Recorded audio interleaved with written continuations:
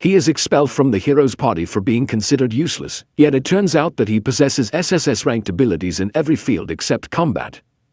Kurt is a 15-year-old boy originating from a mountain village so obscure that no one has ever heard of it. Ever since he was young, he dreamed of becoming an adventurer, so he traveled to the city and managed to join an S-rank adventuring party, though only as their errand boy. While the other members battle fearsome monsters, Kurt ends up getting knocked unconscious before the fight even starts. Even so, he takes pride in being part of a group that everyone praises as heroes, until one day the party members suddenly inform him that he has been dismissed. Kurt is stunned by this unexpected announcement and asks what mistake he made, but the party leader explains that Kurt did nothing wrong at all, and that is exactly the issue. Under the laws of this world, a party may only consist of 4 members, and they need to remove Kurt to make room for a high-ranking mage who will actually contribute in battle. Kurt desperately begs the leader to allow him to stay, but instead he is kicked in the stomach and knocked unconscious, finally realizing that he is living out the cliché tale of the loser who gets expelled from the hero's party. Fortunately, he does not waste time complaining and immediately heads to a temp agency in the next city to search for work. The moment he steps into the agency building, he encounters an overly excited receptionist who instantly begins interviewing him. She is shocked to discover that he was just fired from a party that was recently promoted to SS rank. Talking about it makes Kurt feel miserable, but the receptionist encourages him by saying that this experience will look impressive on his resume. Afterward, she escorts him to an aptitude test to check for any hidden talents, but he receives a G rank in every combat-related category. This leaves Kurt even more discouraged, and the receptionist explains that the specialist who evaluates non-combat skills will not return until next week. Kurt quietly admits that he currently has no money at all, prompting the receptionist to give him another opportunity. She instructs him to lift a sandbag resting in the corner, and when Kurt does so, he notices the sand draining his mana. The bag rapidly becomes extremely heavy, and the receptionist orders him to put it down. She explains that since he has basic strength and fitness, he could work in construction to earn money, and Kurt gladly accepts the offer. He reports to the construction site, or a grumpy man examines his resume and then looks at Kurt's thin, delicate-looking body before reluctantly agreeing to hire him due to severe staff shortages. The man assigns Kurt the task of mixing cement and repairing the city walls, warning him that if he fails to use half a barrel of cement within 3 hours, he will be fired. Without waiting for any questions, the man leaves, and Kurt decides to infuse magic into the cement to strengthen it, as that was common knowledge back in his village. 3 hours later, when Grumpy returns to inspect his work, he is stunned to see that Kurt has already plastered 30% of the wall on his side and used every bit of cement provided. He cannot believe that a beginner could accomplish all of this in just 3 hours. Kurt mistakes the man's shock for anger and quickly apologizes, but Grumpy instead tells him to keep working for as long as he wants and hands over his entire wallet, explaining that the rest of the payment will be sent through the temp agency. Within 3 days, Kurt single-handedly completes plastering half of the city wall, causing panic among the other workers. Grumpy notices the situation and tells Kurt not to return the next day, explaining that if he continues, there will be no work left for people who need the money more than him. He gives Kurt the remainder of his wages and advises him to look for a job more suited to his abilities in the royal capital. However, like any insecure loser, Kurt believes Grumpy is merely making excuses to get rid of him. He returns to the temp agency and tells the receptionist that he lost his job, when suddenly they hear a tanned beauty arguing with another receptionist about a job request. Kurt's receptionist decides to speak with the girl, named Julia, who is seeking a miner to explore a mountain and will only pay if something valuable is discovered. The receptionists inform Julia that her conditions are unreasonable. Desperate, Kurt asks her to hire him, explaining that he has mining experience from his village. The receptionist warns him that there is a strong chance he will not be paid, and even Julia states that she was hoping to hire a sturdy dwarf rather than a skinny boy. However, since she lacks the funds to hire a dwarf, she reluctantly agrees to take Kurt along. As Kurt leaves with her, the receptionist begins fantasizing about employing him as her submissive boy toy, only to be interrupted when her co-worker informs her that the construction boss has sent a check for Kurt's remaining wages. The receptionist is shocked to see that the amount totals 200 gold coins, causing her to trip over the sandbags. Her colleague helps her up and explains that these sandbags are not ordinary, but special tools designed to measure magical capacity, which only individuals at the level of a royal mage can activate. The receptionist tries to move the sandbags herself, but they do not respond at all, reminding her how incredibly heavy they were when Kurt lifted them and making her question just how powerful he truly is. Meanwhile, Yulia brings Kurt to her mountain base and tells him that they will be sleeping in the same tent that night. Kurt becomes flustered, worried that he will not be able to control himself beside a cute girl, while Yulia goes wild because he is the first man who has ever called her cute. After scolding him for trying to flatter her, she hands him dinner, which consists of nothing more than a boiled potato. Even so, Kurt finds it delicious, as it has been a long time since anyone else cooked for him. Later, they sleep in the same tent, and Kurt feels his sword rising when he sees Yulia completely defenseless. However, being both a gentleman and a coward, he steps outside to relieve himself and then sleeps outdoors. Unbeknownst to him, Yulia was testing whether she should choose him over a bear, and she becomes attracted to his personality and adorable appearance. The following morning, she finds Kurt asleep outside and notices that he also repaired her coat during the night. As she admires his talents, Kurt wakes up, and Yulia immediately gets down to business, telling him they must earn 10 gold coins by the end of the week. She admits she has no idea how to find valuables in the mountain, but fortunately, Kurt does. Using his knowledge, he quickly locates a rock containing crystals worth 3 gold coins, leaving Yulia stunned. Within a few hours, Kurt gathers many crystals, but explains that they will not sell for much due to their small size, which is why he decides to convert them into magic crystals. Yulia is shocked, as craftsmen capable of doing this are exceedingly rare. Before she can even protest, Kurt finishes processing one, astonishing her further since even creating a small magic crystal normally takes an hour. This surprises Kurt in turn, making him reflect on the masters who can channel magic continuously for an hour without exhaustion. Yulia realizes they are not thinking on the same level, but allows Kurt to continue working. Once he finishes, she heads to the city to sell the crystals, while Kurt chooses to stay behind and explore the mountain further. Yulia presents the magic crystals at the night station, and when asked for documentation of their origin, she shows them a pendant. The knights panic upon seeing it, recognizing it as proof that she is an adventurer directly employed by the royal family. They immediately grant her permission to use the teleportation device to travel to the royal capital, unaware that Yulia no longer serves the royal family. Upon arriving in the capital, Yulia visits her friend Mimiko to sell the magic crystals. At first, Mimiko claims the crystal is not very valuable due to its faint glow, but after examining it closely, she offers 10 gold coins for the single piece. Yulia is left completely stunned by the price, prompting Mimiko to explain that these magic crystals contain 10 times more mana than normal ones, and the reason they barely glow is because no mana is leaking out. Yulia then tells her that she possesses 49 more crystals just like it, and Mimiko immediately purchases all of them without hesitation. After completing the transaction, Mimiko asks Yulia about the individual who created the crystals, but Yulia refuses to reveal Kurt's identity without his consent. Even when Mimiko invokes her authority as a royal court mage to pressure her, Yulia firmly refuses to give in. In the end, Mimiko asks Yulia to ensure that the creator of the crystals does not leave the country and to inform him that he would be granted a noble title and appointed as a court mage if he agrees to serve the kingdom. Yulia agrees to pass along the message, but the moment she steps outside the shop, she begins panicking. The following morning, she returns to the other city and heads straight to the job agency to inquire about Kurt. The receptionist does her best to protect his identity, but Yulia uses a royal pass to access his file. She is shocked by everything he has already accomplished and immediately orders the receptionist to never disclose any information about Kurt to anyone else.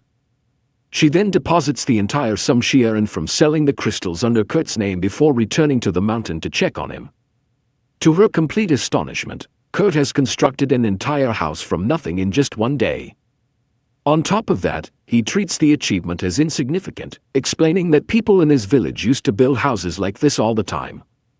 Once inside the cottage, Yulia informs Kurt that he has been offered the position of director of the Royal Magic Technology Research Laboratory along with a noble title in recognition of the magic crystals he created.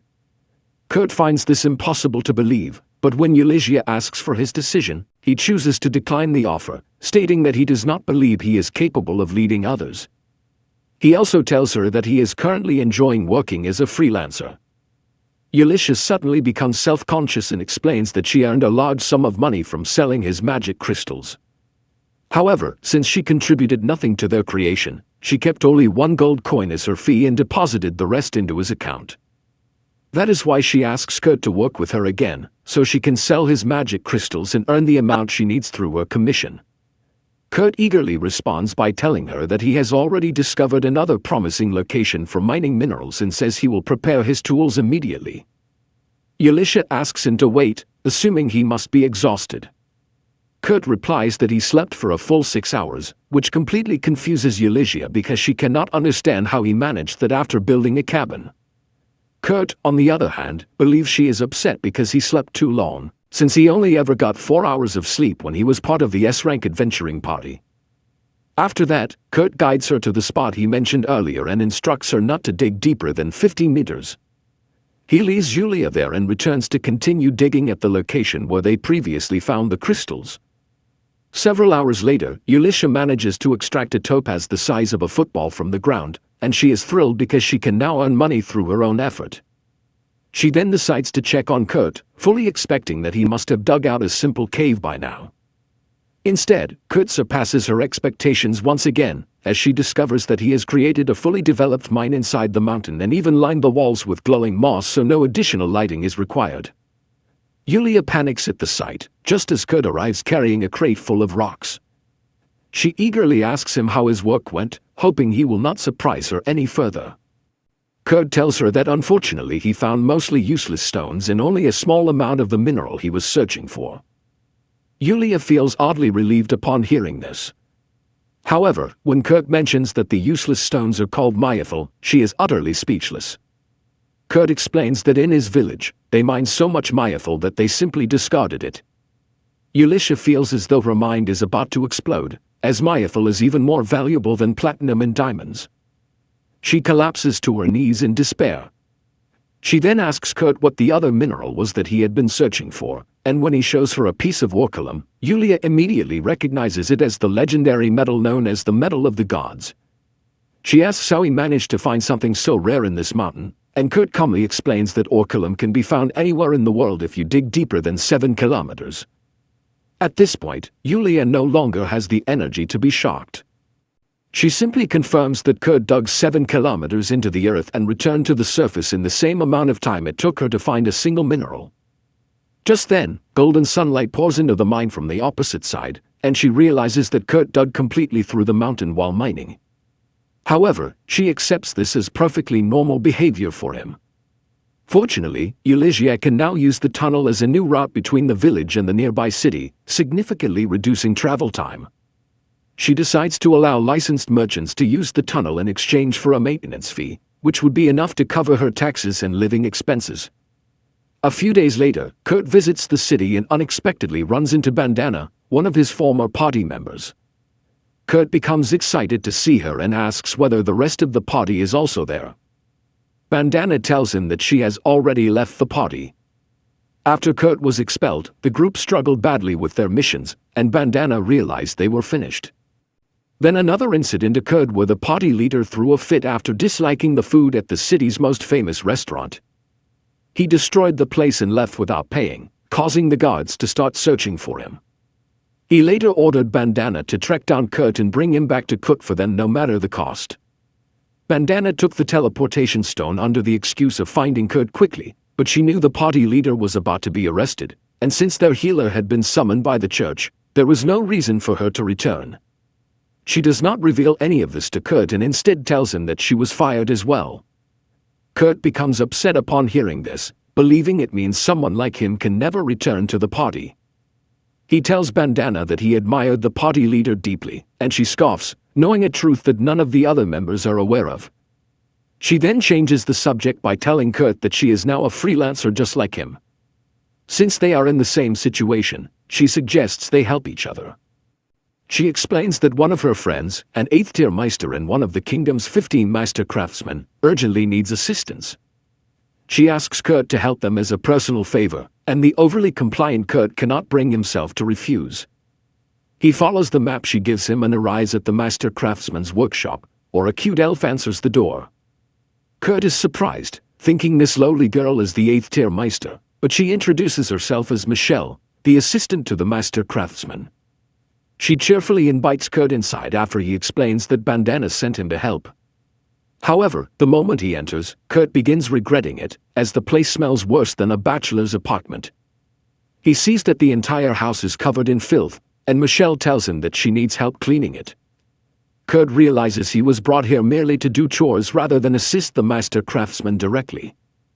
At that moment, the master calls Michelle into the workshop, leaving Kurt alone to work. He immediately takes out his cleaning equipment, and within 30 minutes, he turns the filthy kitchen completely spotless. Afterward, he follows the direction Michelle went and knocks on a door. A voice tells him to enter, and Kurt complies, only to find a girl changing her clothes. He panics at the sight, but the girl remains completely unaware and defenseless. She does not mind Kurt staring as he nervously introduces himself, but then he notices a curse mark on her stomach. Curious, Kurt asks for her permission to examine the mark. He believes she is in terrible condition, but thankfully, she is still healthy enough to feel hungry. Kurt decides to prepare something light for her to eat and heads back to the kitchen. Meanwhile, Elisha brings the myethylenoculum that Kurt mined to her friend Nimiko, who informs her that the combined value of those rare minerals exceeds 50,000 gold coins. Both of them agree that the amount is absurdly enormous, and Nimiko begins wondering how a child with such monstrous abilities managed to remain hidden from the world for so long. Yulia admits that she does not know either, but she reveals her plan to appoint Kurt as an alley meister and then take on the role of his personal bodyguard to protect him. However, the greatest obstacle in her plan is the fact that Kurt severely underestimates his own abilities.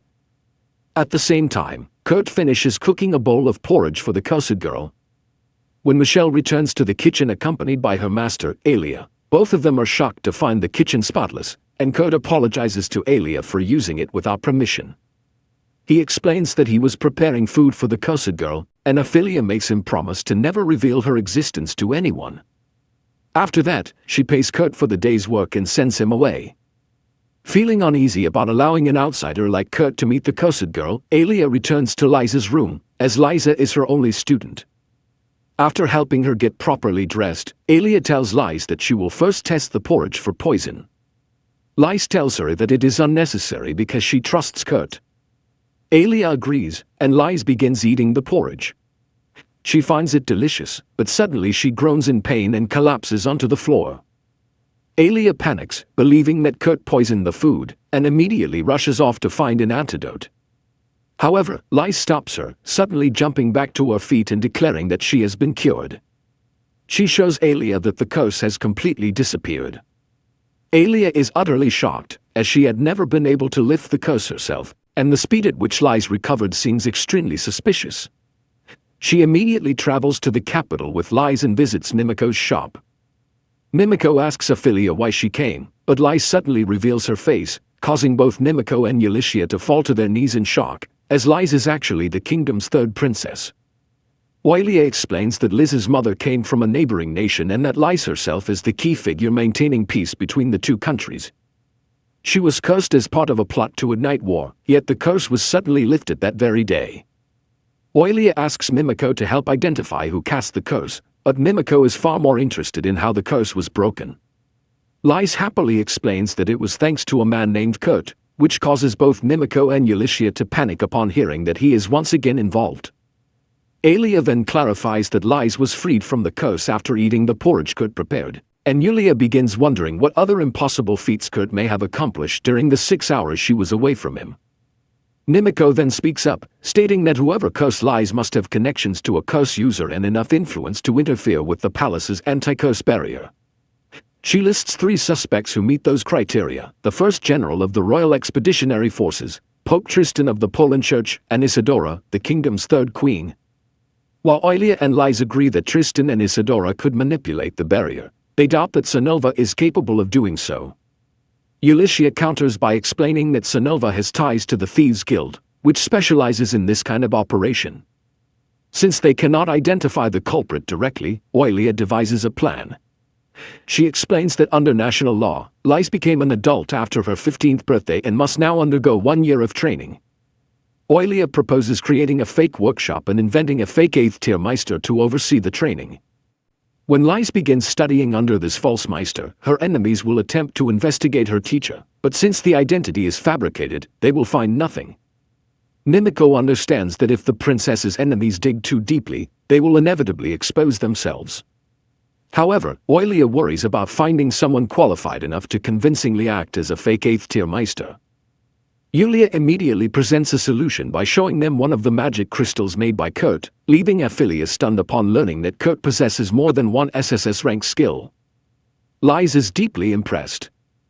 Meanwhile, Kurt returns to Alia's workshop the following day, only to find it closed.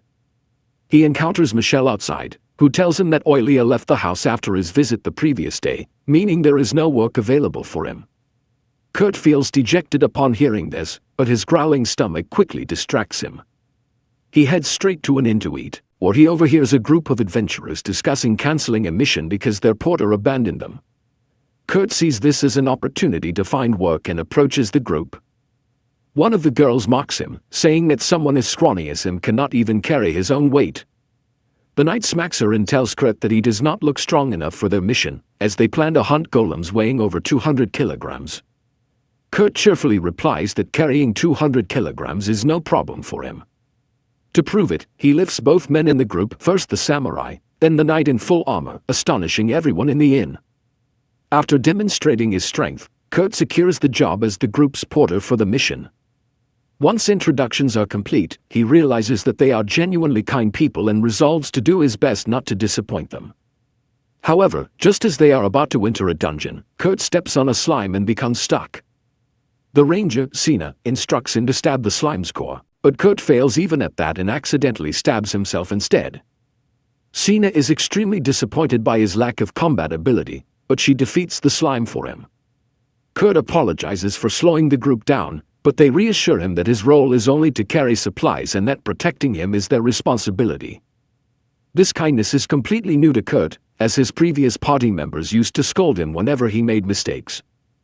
Overwhelmed, he begins to cry, but quickly wipes his tears and continues with the mission. When they reach a cave, Sina spreads glowing moss to improve visibility, and Kurt notices fresh goblin droppings.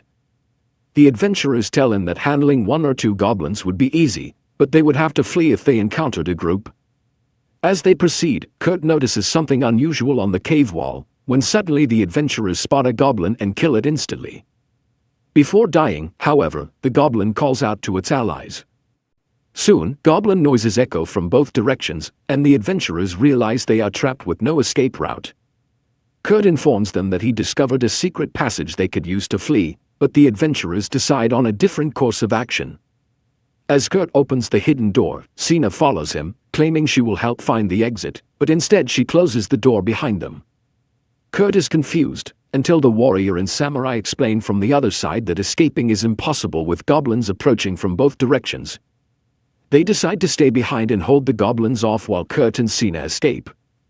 Kurt is horrified and insists on helping them fight, but Sina shuts him down, reminding him that he cannot even defeat a slime and would only hinder her friends. Kurt is crushed as he realizes they are sacrificing their lives for him while he is powerless to help. Sina reassures him that they will survive and urges him to find an exit quickly. However, as she spreads glowing moss around the chamber, she suddenly sees an iron dragon golem and freezes in terror. At the same time, Yulia brings Lise to the inn where Kurt is staying, only to discover that he is no longer in his room. Suddenly, Bandana shows up outside the room and informs them that Kurt went to a northern cave together with an adventurer party. Yulia quickly rushes outside to see who spoke, but by the time she arrives, Bandana has already disappeared. Yulia suspects that this could be a trap, yet she is deeply worried about Kurt more. Because of that concern, she decides to head toward the caves to look for him. Lise insists on going with her, explaining that she knows enough magic to defend herself, leaving Yulisha with no option but to allow her to come alone. Before long, they arrive at the cave, where Lise is able to recognize Kurt's footprints on the ground. Once the surface becomes too hard and the footprints disappear, Lise casts a magic spell to heighten her senses. Yulia assumes that the princess is enhancing her hearing to locate Kurt, but instead, this overly enthusiastic girl strengthens her sense of smell and begins sniffing the cave walls to trace the direction Kurt went. Yulia feels both horrified and strangely jealous of Lise. Just then, she hears noises coming from deeper inside the cave. Realizing that someone is fighting goblins ahead, she decides to intervene. Liz enhances her physical strength with magic, and Yulia charges forward, rescuing two adventurers who are completely surrounded by goblins and unable to move. At the same time, Sina suffers a mental collapse after seeing the iron dragon golems blocking the path ahead. She knows that the moment they try to pass, the golems will attack, which would mean her party members would have risked their lives for nothing. Overcome with despair, she begins to lose hope, but Kurt tells her to stay positive because they are going to escape. Sina believes he is out of his mind, yet Kurt calmly walks straight toward the iron dragon golems. She panics as the golems activate and attack him, but Kurt effortlessly avoids their strikes and climbs onto them in an instant. With a single slash of his dagger, he shatters the golem's tail. The dragon golem desperately tries to retaliate, but Kurt dodges again and destroys its head with another blow. Sina can only stare in shock and awe as Kurt swiftly dismantles the iron golems one after another. She demands to know what he just did, and Kurt casually replies that mining iron golems was something he used to do back in his village. At that moment, Elisha bursts through the door searching for Kurt, while the stunned Sina begins explaining how he destroyed the iron golems using nothing but a dagger. Yulia also struggles to believe it, but she chooses to prioritize more urgent matters. She tells Kurt that the adventurers who came with him are safe and that she has important news. She explains that a new 8th-tier workshop will soon be established and that she will be working there as a bodyguard. She then asks Kurt to work at the workshop with her, mentioning that Alia highly recommended him based on his previous work.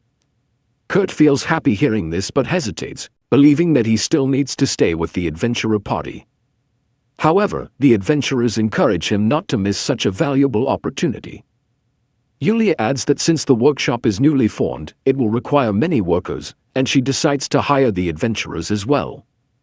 Everyone is pleased with the arrangement. Yulia then tells Kurt that he must have his non-combat abilities evaluated before officially joining the workshop. Kurt agrees and goes to the temp agency, where Mimiko has arrived from the capital to conduct his assessment. After the evaluation, Kurt goes out celebrating with his adventurer friends, while Yulia stays behind to discuss the results with Mimiko. Mimiko tells her that she informed Kurt he had B-rank skills in cooking, cleaning, and mining, and C-rank abilities in everything else. However, this was a lie, as Kurt actually possesses SSS-ranked abilities in all areas. Mimiko explains that it was good she conducted the evaluation herself because it would be extremely dangerous if this information were to leak. Just as she finishes saying this, she hears a faint whimper and turns around to see the receptionist desperately covering her ears, trying to convince them that she heard nothing at all. Not long after, Kurt and the adventurer party depart for a distant city in a high-speed carriage.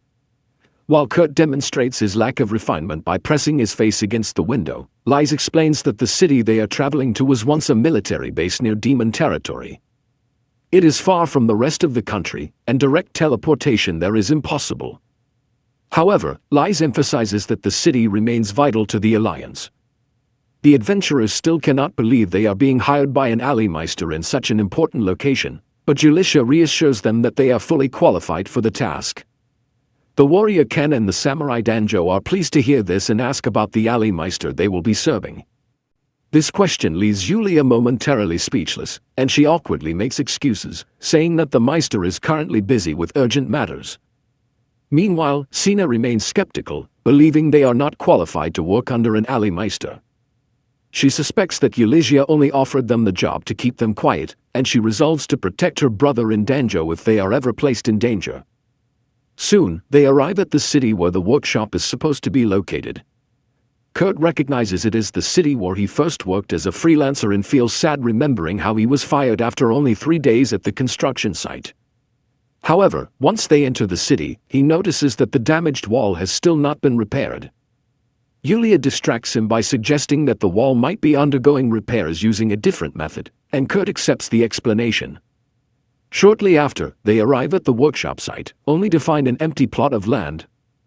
Yulia explains that they will stay at an inn until the workshop is built, then turns to Kurt and asks whether he can build it alone. Kurt nervously responds that he cannot complete a workshop in a single day, but he could finish one within 3 days. The adventurers are shocked by this statement, But Yulia tells Kurt to take his time and ask for any materials he might need. Kurt immediately prepares a list including items such as amethyst, sapphires, and griffin wings. Yulia tells him she will procure everything within 2 days. Sina grows suspicious of the unusual list, and Yulia notices her reaction. She quickly leads everyone to the inn so Kurt can work undisturbed, also instructing him to return to the inn for meals and rest. Kurt agrees, and the group heads to the inn while Yulia calls a meeting with the adventurers to explain the situation in detail.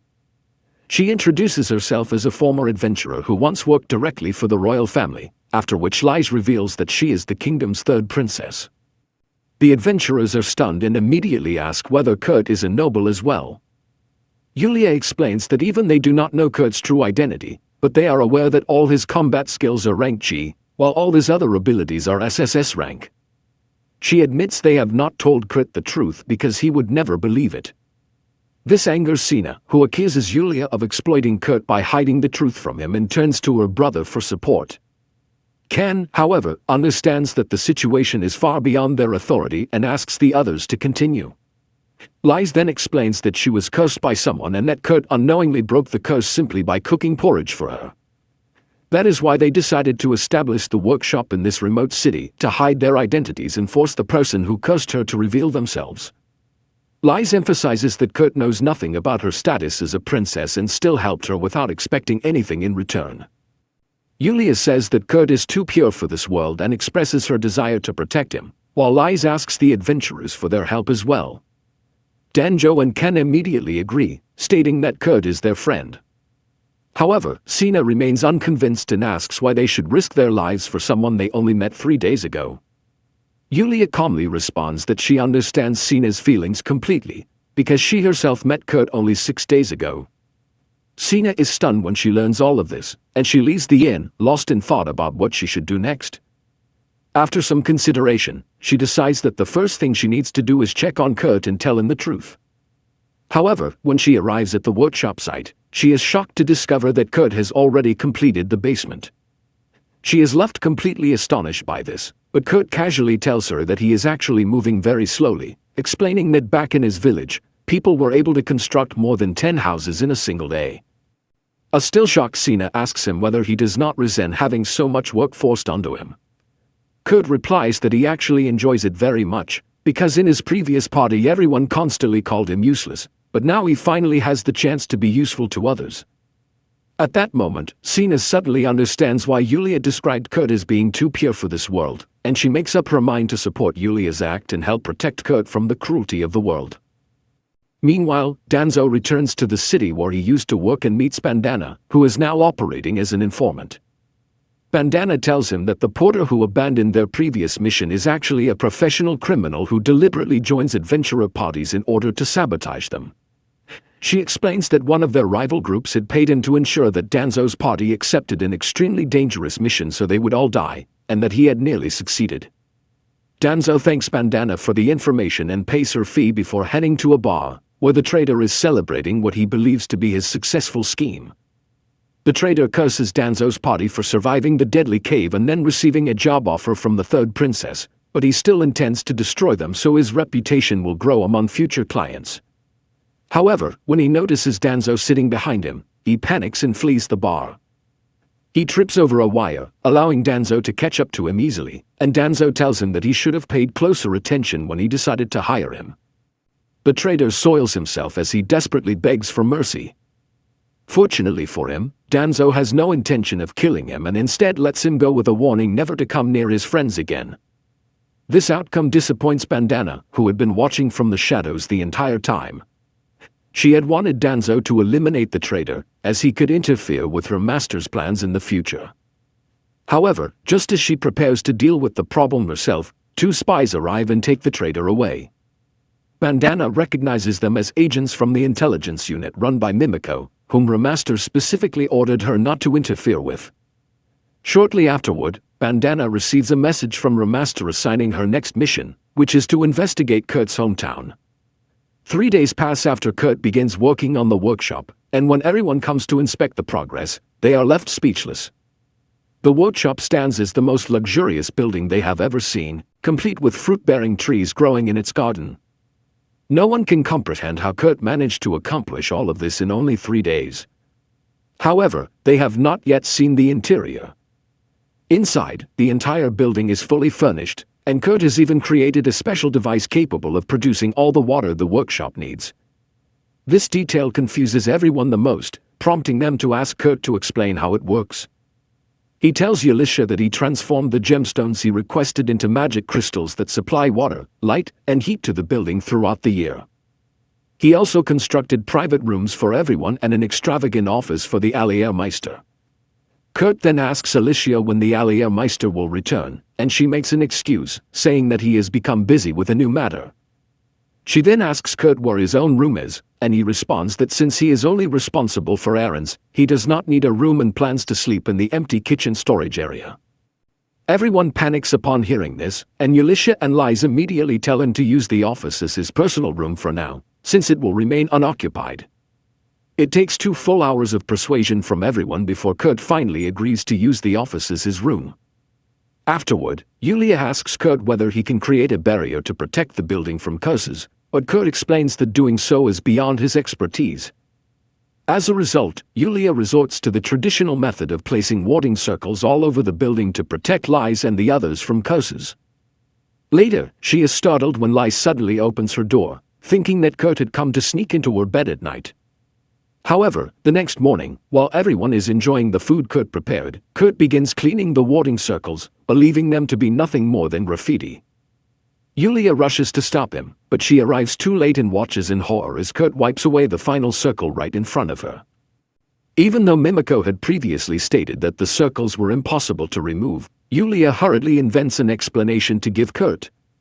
Still, she begins to worry, since she no longer has any warding circles left. If someone were to target the princess now, Yulia would be the only one capable of protecting her. Several days pass after the incident, and fortunately, there are no attempts on Liza's life. Yulia feels relief seeing that the princess appears completely fine, despite Kurt having erased the curse-warding magic circles. She wonders whether it is because their enemies are unaware of Liza's location, or if Kurt's cooking is secretly nullifying every curse cast on her without anyone noticing. In addition, Mimiko has arrived in the city and has deployed her network of spies to hunt down their enemies, allowing Yulia to feel secure for the time being. She then tastes a cake Kurt has baked and is overwhelmed by how delicious it is. Lies also praises the cake, and Kurt explains that he made it using rice flour. Lies comments that he is exceptionally good at making rice-based dishes, reminding him that his rice porridge was what broke her curse. She asks him to prepare it whenever she is cursed again, but Kurt calmly tells her that such a thing will not happen. Yulia is surprised by his confidence and asks how he can be so certain, especially after previously saying that creating a curse barrier was difficult. Kurt explains that it is indeed difficult to create a barrier inside the building, because the building itself already functions as a barrier that reflects all curses. Since it already serves that purpose, he cannot create another one within it, which is why he made that statement earlier. He adds that he slightly modified the barrier's function so that instead of reflecting curses back at the caster, it causes them to glow brightly, as he does not want anyone to be harmed by the curse. Yulia immediately leaves to inform Mimiko and the others about this revelation, while Kurt asks Lies if she would like to go shopping with him. Lies feels sad upon hearing the invitation, because even though she wants to go with him, she cannot leave the safety of the building. At the same time, General O'Reid and his assistant patrol the city walls, which are shrouded in thick fog. The general has an uneasy feeling that something terrible is about to happen, but his assistant reassures him, saying there is no need to worry because the city walls were properly repaired. He reminds the general that he personally served as the project supervisor. The general replies that he did so specifically to ensure that no enemy spies had compromised the city's defenses. Meanwhile, Mimiko, Alia, and Yulia discover a curse user who is still glowing even after death. Mimiko explains that the man was already dead when her spies found him, and Alia remarks that Kurt created an extremely powerful reflecting barrier that continues to function even when the target has died. She adds that if Kurt fully cooperates with them, the entire problem could be resolved in a single day. However, Ulisha strongly opposes this idea, as she does not want to place Kurt in danger. Suddenly, city alarms begin blaring as an army of skeleton monsters advances toward the city walls. General Alraid and his assistant panic at the sight but quickly rally the soldiers. Alraid decides to remain behind and defend the city with his life, ordering his assistant to evacuate the civilians. To everyone's shock, the skeletons walk straight into the wall and vanish. Confusion spreads as reports reach Yulia and the others through her spy network. Yulia suddenly realizes that the monsters are being absorbed by the western section of the wall, the very area that Kurt repaired. Soon, the first wave of monsters is completely absorbed, the war are expected to arrive. The mastermind behind the attack is Marluz, the healer from Kurt's former party, who was exiled by the bishop after the party leader was arrested. Marluz tried to explain that she had no involvement in the incident, but the bishop told her that her actions had brought disgrace upon the church. Still, he offered her a chance to redeem herself and earn a promotion to the rank of official priest. Maris was eager to learn more, and the bishop poured her a glass of costly wine before explaining the mission. The moment Marlais drank the wine, the obese man informed her that her assignment was to assist him in assassinating the third princess, Lise. She was shocked by this revelation, and in the very next instant, a curse seized control of her body. The bishop told her that the wine itself had been cursed, and from that point on, she would be unable to consume anything except water until she succeeded in killing Lise. Marluz accepted the mission, believing that she must obey the bishop because he was a representative of their god. However, she soon discovered that the bishop had made a pact with a demon in order to have Lise assassinated.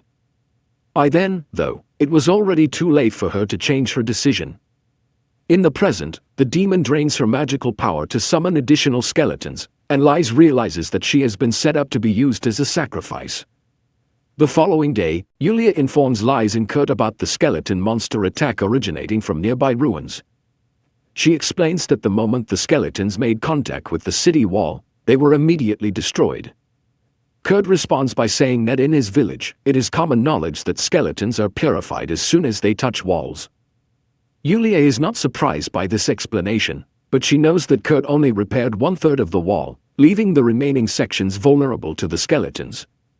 She suddenly comes up with an idea and tells Lise and Kurt to remain inside the building while she heads to the ruins to eliminate the source of the monsters.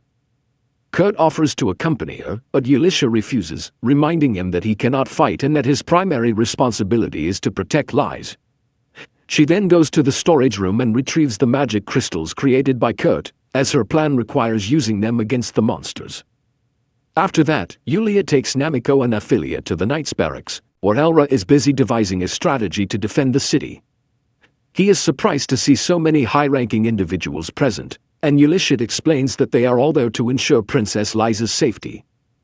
Wasting no time, Yulia tells Elra to distract the monsters and open a path to the ruins so that she can deal with the source of the problem.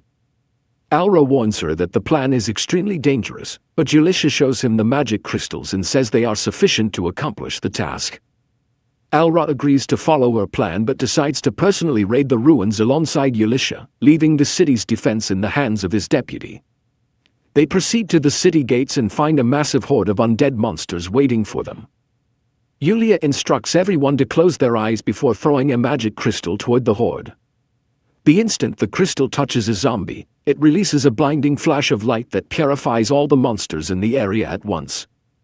Even Yulia is surprised by how effective the crystal is, but she does not waste any time and immediately charges forward with the raid party.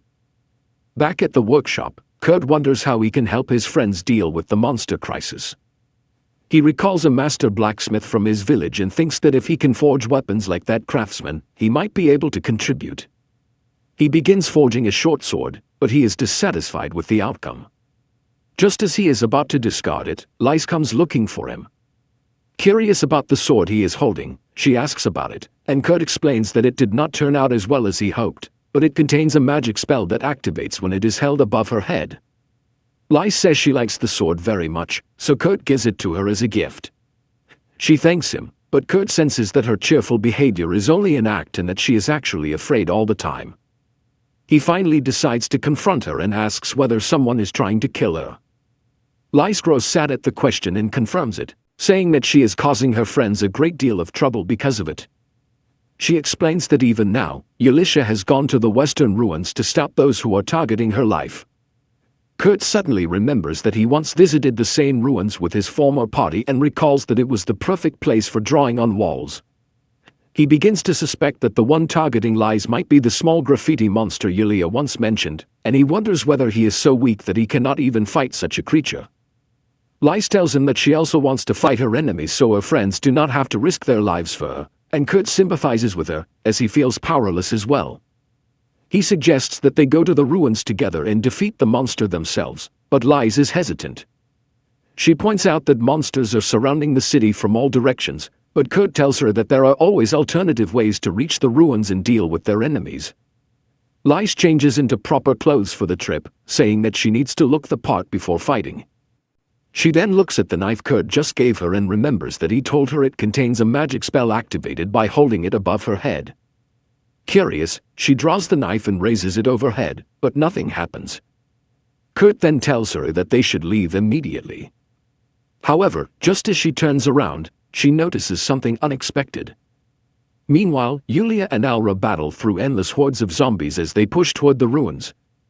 They are repeatedly overwhelmed by zombies and other monsters, and although the vice captain is drawing away most of the enemies, Yulia knows they must hurry and locate the source of the outbreak. Suddenly, she hears Alra groan in pain and turns to see him wounded. As she moves to help him, a group of monsters surrounds her. She is about to reach for a magic crystal when the adventurers hired by their workshop arrive to support her. Kans and Danjo fight the monsters head-on, while Sina confirms that the monsters are indeed coming from the ruins ahead and must be originating from somewhere underground. Yulia tells everyone to close their eyes before throwing a magic crystal onto the ground, using its light to annihilate the monsters. Afterward, the group advances toward the ruins. Yulia hands Alra a test tube, telling him it contains nothing more than soup made from medicinal herbs. However, the moment he drinks it, his wounds heal completely without leaving a single scar. Alra is stunned that something so powerful could be just soup, but the adventurers tell him that he will continue to be amazed by Kurt's abilities. At that moment, another wave of monsters emerges from the ruins, and Kans tells Yulia to leave them to his team. The three adventurers charge at the monsters while Yulia and Alra slip past them and enter the ruins. Inside, Marluz begins to feel extremely weak and realizes that if the demon uses her power to summon monsters for 2 more waves, she will die. The demon checks on the progress of his minions and finds them being completely destroyed by the vice commander using a magic crystal. He cannot understand what is happening, and even Marluz is confused, as she has never seen a magic crystal with such power. The demon then notices that 2 people have entered the ruins and decides that they deserve a personal welcome. Yulia and Alra reach the central chamber of the ruins, where they find the room responsible for spawning the monsters. Yulia throws a magic crystal onto the floor, causing the monsters to vanish, but she is unsure whether the root of the problem has been eliminated. As they move deeper inside, the demon appears to greet them.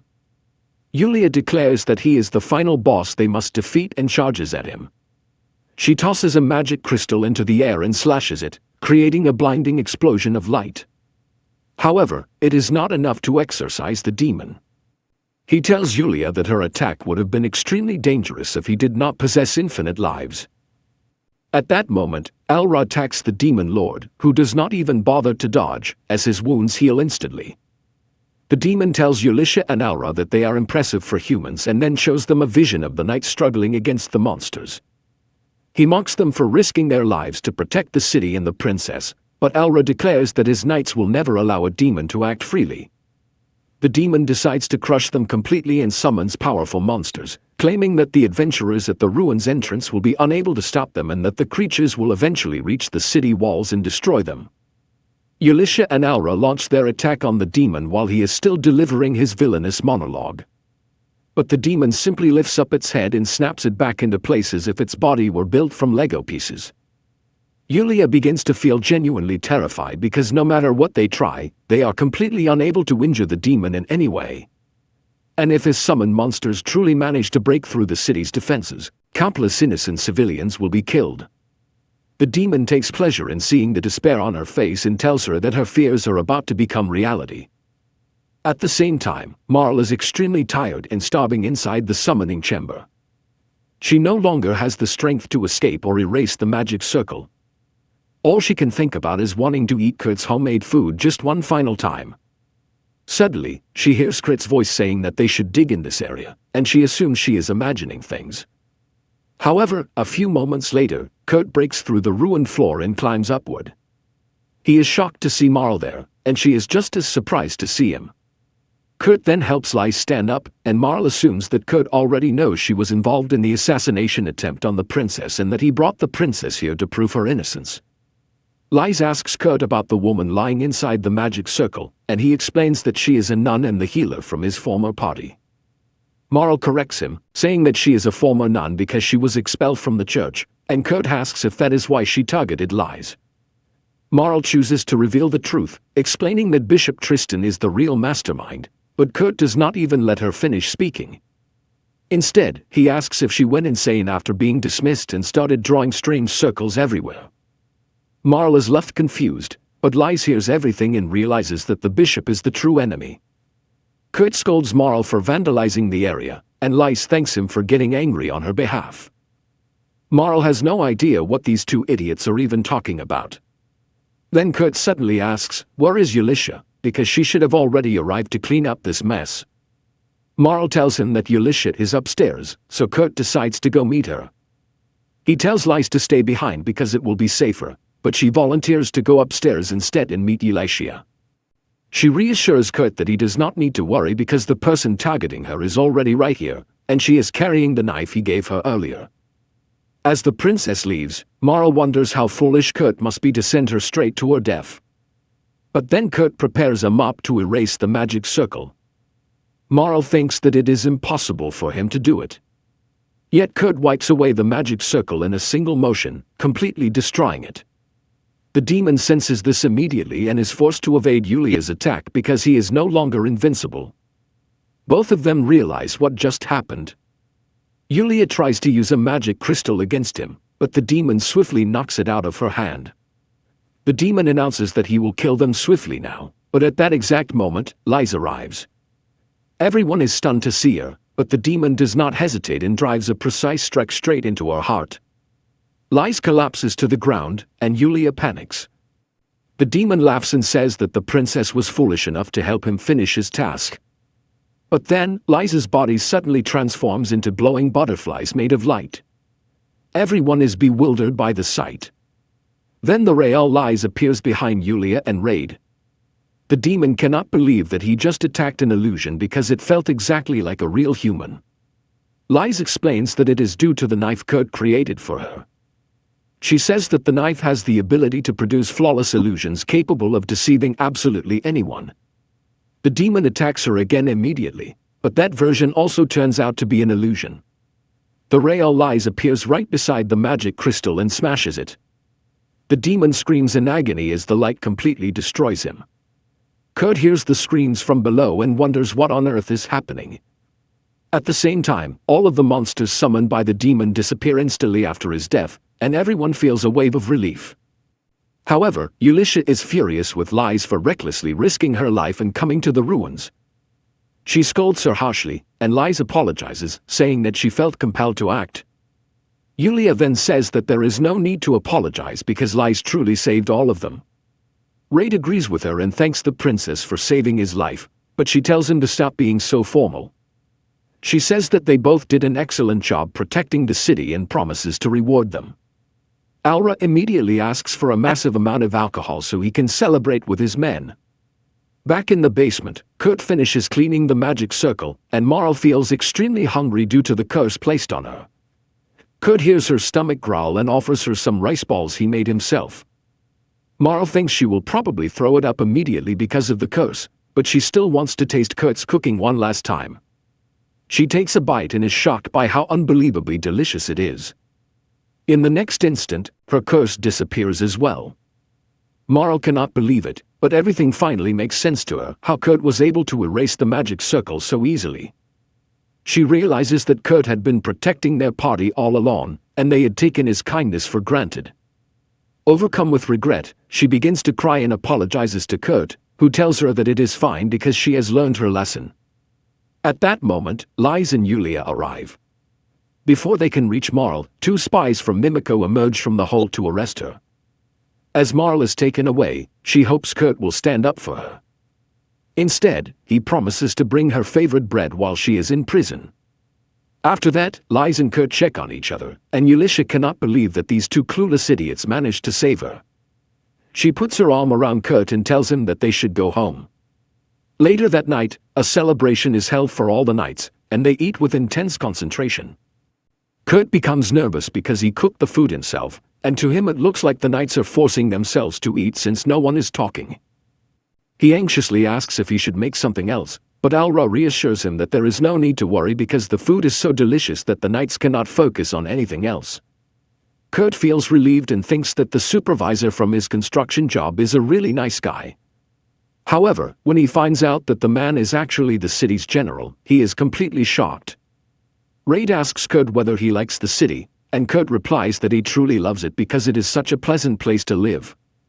He adds that it must be because the general is so skilled at running it. Then the assistant shows up and says that Raid is actually terrible at administrative work. Raid quickly elbows him to shut him up. Suddenly, a fireworks display begins.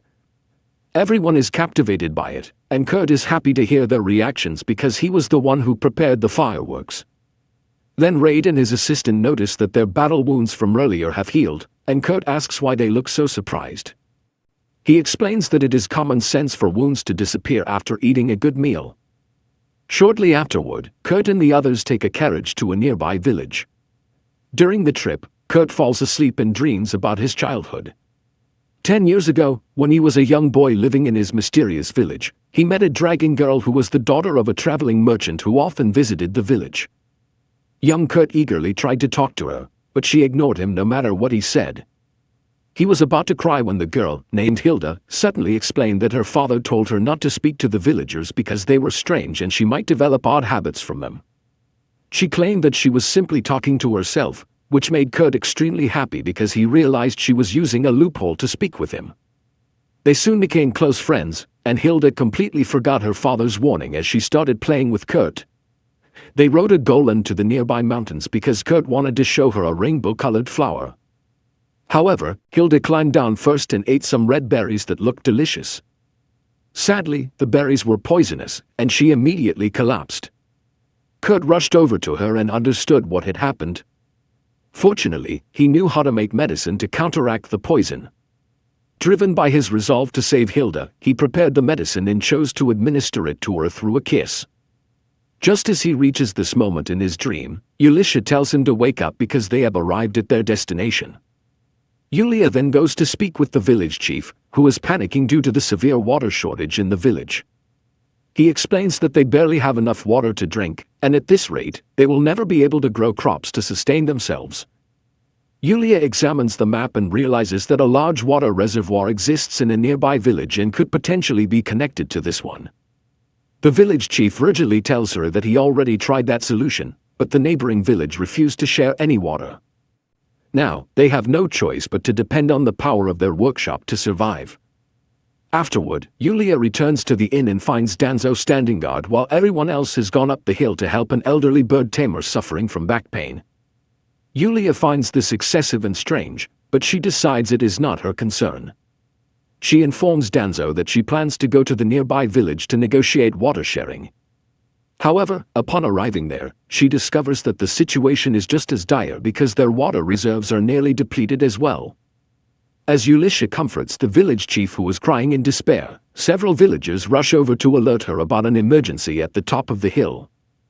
Yulia immediately hurries there and discovers a massive lake. She runs to Sina and asks in confusion why the villagers were crying about water when such a large lake exists. They tell her that the lake did not exist just moments earlier. When Kurt approaches them smiling, Ulisha instantly understands what happened. He explains that he was taking care of some birds that looked thirsty, so he simply drew water from underground. He asks Yulia whether she completed her task, but before she can respond, the leaders of both villages arrive. They drop to their knees and begin thanking Ulisha profusely for saving them so quickly.